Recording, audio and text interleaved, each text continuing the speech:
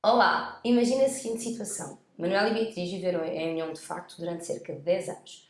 Vítima de um acidente rodoviário, Manuel faleceu deixando Beatriz e as suas 5 filhas desamparadas. Terá Beatriz direito à alga quando da abertura da sucessão? Descubra neste novo episódio das LB Talks.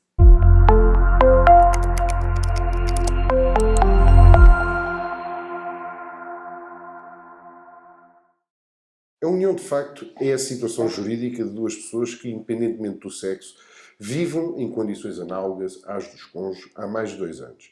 E desde que não se verifique nenhuma condição que possa impedir o reconhecimento da união de facto. Entre tais exceções, que podem obstar ao reconhecimento de união de facto, encontram-se a demência notória de qualquer uma das partes, casamento anterior não dissolvido, a existência de relação de parentesco na linha reta ou até ao segundo grau da linha colateral, primos, por exemplo, ou ainda se alguma das pessoas tiver idade inferior a 18 anos no momento do reconhecimento da união de facto. No entanto, o reconhecimento da união de facto não é automático, não sendo reconhecida pelo mero decurso do tempo. Como é feita então a prova da existência da união de facto? Salvo os casos em que seja exigida prova documental, a união de facto pode ser provada por qualquer meio legalmente admissível, nomeadamente através de prova testemunhal. Normalmente, e nos termos da Lei da Proteção da União de Facto, o meio mais comum é o da prova através da declaração emitida pela Junta de Freguesia competente. Tal documento deve conter a morada do requerente e ainda a data em que aquele começou a residir na morada indicada.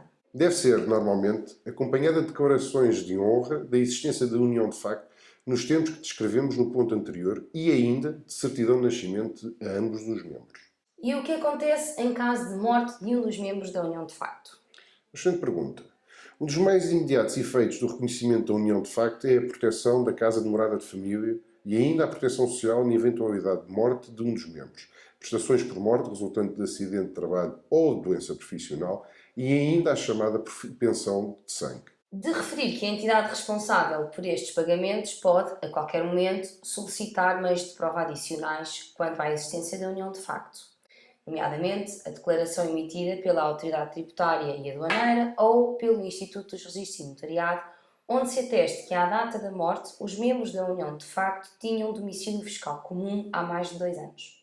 No que toca à casa de morada de família e em caso de morte de um dos membros da união de facto, o sobrevive pode permanecer na casa por um período de 5 anos, salvo se a união de facto tiver durado mais tempo, caso em que o sobrevive poderá permanecer na habitação durante o período de tempo igual ao da duração da união de facto.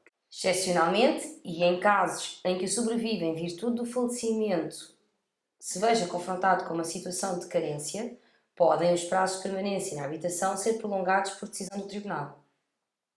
No fim de período de habitação na casa de morada de família, é conferido ao sobrevive o direito de preferência em caso de venda do imóvel pelos herdeiros e ainda a possibilidade de residir no imóvel como arrendatário com as condições gerais de mercado. Obrigado por ter assistido a este vídeo. Não se esqueça de partilhar com aquele amigo que possa ter interesse em ver e ouvir este conteúdo. Se tiver alguma dúvida ou questão, pode enviar um e-mail para geral@legalblock.pt. Até para a semana. Até para a semana.